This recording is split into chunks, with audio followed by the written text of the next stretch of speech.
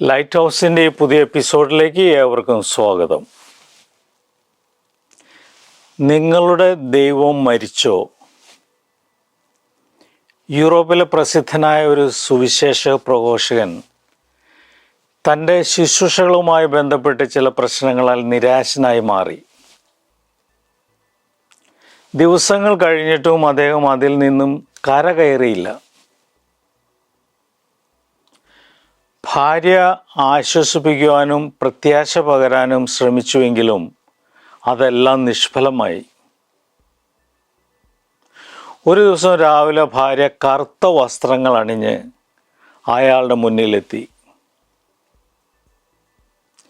യൂറോപ്പിലൊക്കെ ആരെങ്കിലും മരിക്കുമ്പോഴോ ശവസംസ്കാര ചടങ്ങിൽ പങ്കെടുക്കുമ്പോഴോ ആണ് കറുത്ത വസ്ത്രങ്ങൾ സാധാരണയായി ധരിക്കുന്നത്.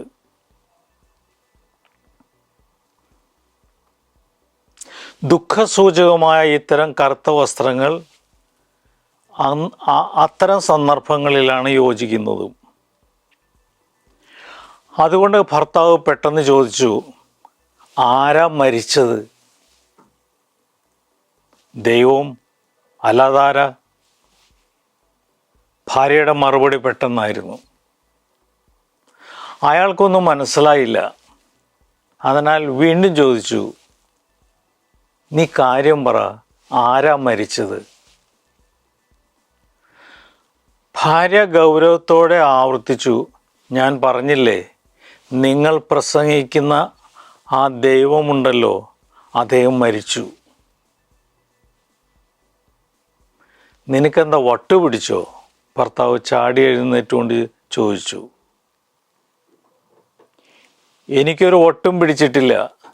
നിങ്ങളല്ലേ എന്നും പ്രസംഗിക്കുന്നത് ദൈവം സർവശക്തനാണ്, സകലതും നന്മയാക്കി മാറ്റുന്നവനാണ് എന്നൊക്കെ. എന്നിട്ടും എത്ര ദിവസമായി നിങ്ങളിങ്ങനെ നിരാശപ്പെട്ടിരിക്കുന്നു? ഭാര്യയുടെ വാക്കുകളുടെ മുമ്പിൽ അദ്ദേഹം ലജ്ജിച്ച് തല താഴ്ത്തി. പലപ്പോഴും നാം വിചാരിക്കുന്നത് നമ്മുടെ പ്രശ്നങ്ങളാണ് നമ്മെ നിരാശപ്പെടുത്തുന്നത് എന്നാണ്.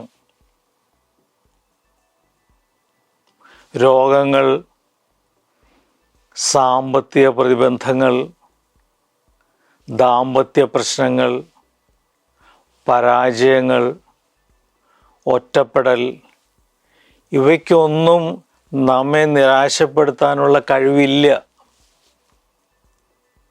എങ്കിലും ഇവയുടെയെല്ലാം മുന്നിൽ നാം പലപ്പോഴും നിരാശപ്പെട്ടിരുന്നിട്ടുണ്ട്.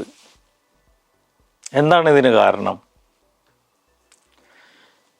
നമ്മുടെ നോട്ടം എപ്പോഴും പ്രശ്നങ്ങളിലേക്ക് മാത്രമായി മാറുന്നു.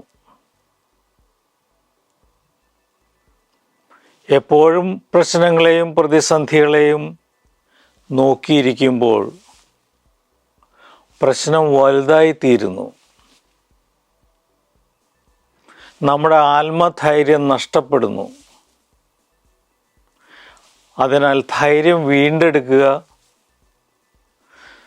നമ്മുടെ പ്രശ്നം എത്ര വലുതും നമ്മുടെ പ്രതിസന്ധികൾ എത്ര ഭീകരവുമാകട്ടെ, നിരാശപ്പെടരുത്. ഇവയെല്ലാം തരണം ചെയ്യാനുള്ള കരുത്ത് നമ്മളിൽ തന്നെയുണ്ട്.